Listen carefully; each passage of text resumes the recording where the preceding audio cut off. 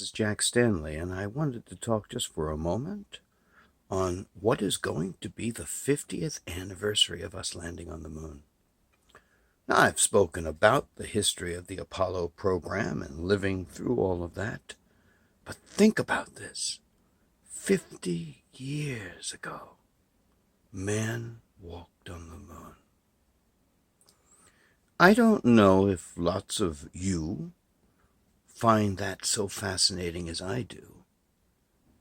But one has to remember that those of us who grew up in the 1960s and watched all of this was nothing short of incredible, and I still look at it as nothing short of incredible. You know, President Kennedy inspired all of us by his many speeches and, of course, his challenge for us to land on the moon and come back safely to Earth within this decade. Now, he said that in 1961. We were having trouble getting rockets going up in the air, and the Soviets had already sent up Sputnik in 1957, and they had already sent an astronaut into space. And so that was a high order that was proposed by John F. Kennedy. But it was inspiring. And you know something? The 1960s was a rough decade.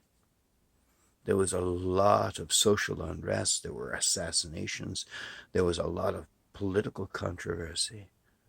There were terrible riots. You had the Vietnam War. You had many things going on. And of course, John F. Kennedy would be assassinated November 22nd, 1963, which almost sanctified that whole idea of making it to the moon, to answer his call and to make it his legacy. You know, I grew up through all that. I watched the Mercury program, I watched the Gemini program, and I watched the Apollo program from its beginnings to its end. It was fascinating stuff. We were thrilled by it. And you know, in July, I'm recording this in the end of June, but in July will be 50 years. 50 years ago, we walked on the moon. I consider that one of the greatest moments, one of the greatest achievements of man. I remember the day. It was very exciting. I happened to watch it on television. Now, the interesting thing about landing on the moon, there was no pictures of landing on the moon, so it was cartoons.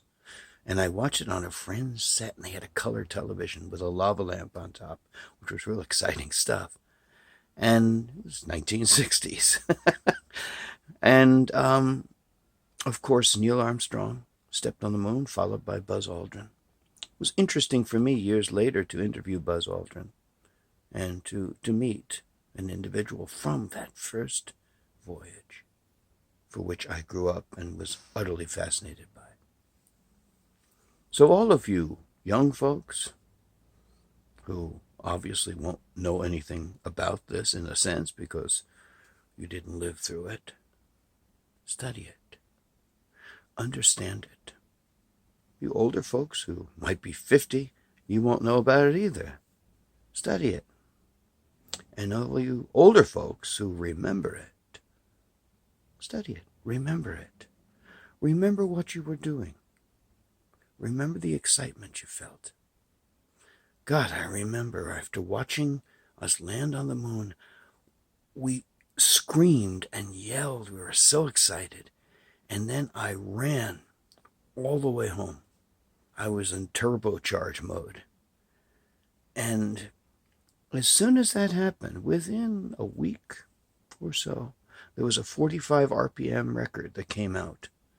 And on one side, it was talking about the moon landing. In the middle of it had John F. Kennedy's speech. And man, that said it all. We did it. And I think that when this 50th anniversary comes up, I think we need to look at all of the engineers, all the scientists, the astronauts, those 3 astronauts that were lost in the first experiment in the Apollo program. All of these individuals are heroes. And they did something that is more incredible than you can ever imagine. And it wasn't just the astronauts, it was the mission control, all those fellows operating everything, and all of the people that were involved. Gosh, I still get excited about it. And I hope you will too, as we enter the 50th anniversary of man walking on the moon, perhaps mankind's greatest achievement. Thank you.